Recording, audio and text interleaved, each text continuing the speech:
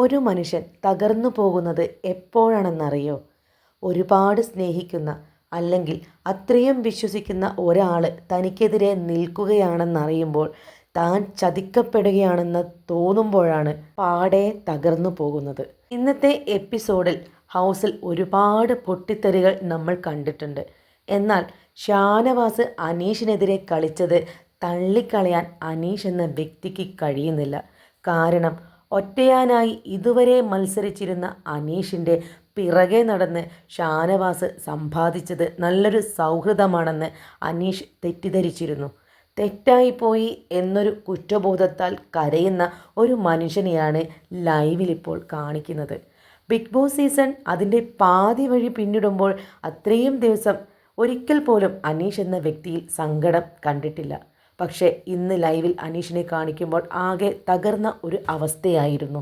മാത്രമല്ല, രാത്രിയിൽ ഒരു സമയം കഴിഞ്ഞാൽ അനീഷിനെ എവിടെയും കാണാറുമില്ല. എന്നാൽ ഇന്ന് വല്ലാത്തൊരവസ്ഥയിൽ തനിച്ചിരുന്ന് വിഷമങ്ങളൊക്കെ പങ്കുവെക്കുന്നുണ്ട് അനീഷ്. അനീഷ് പറയുന്ന കാര്യങ്ങൾ ഇങ്ങനെയാണ്: വിശ്വാസം ഉണ്ടാകുമ്പോഴാണ് വിശ്വാസ തകർച്ചയുണ്ടാകുന്നത്. അതുകൊണ്ട് എല്ലാവരെയും ഒരു സ്പേസ് ഇട്ട് കയ്യകലത്തിൽ വയ്ക്കാം. അതായിരിക്കും നല്ലത്. ഞാനിതുവരെ സത്യസന്ധമായിട്ട് നിൽക്കാൻ മാത്രമേ പഠിച്ചിട്ടുള്ളൂ. അല്ലാതെ പെരുമാറാനൊന്നും എനിക്കറിയില്ല. ഉള്ളിലെന്താണോ അത് മാത്രമേ പുറത്തു വരികയുള്ളൂ. അല്ലാതെ മൂടി വെച്ച് പെരുമാറാനും എനിക്കറിയില്ല. അങ്ങനെയുള്ളവരോട് കൂട്ടുകൂടാൻ താല്പര്യവുമില്ല. കയ്യിലുണ്ടായിരുന്ന കോയിൻ നഷ്ടപ്പെട്ടു. എന്നാൽ ഒരു ഡമ്മി കോയിൻ ഉണ്ടാക്കാമെന്ന് വെച്ചാലും അവർ സമ്മതിക്കില്ല.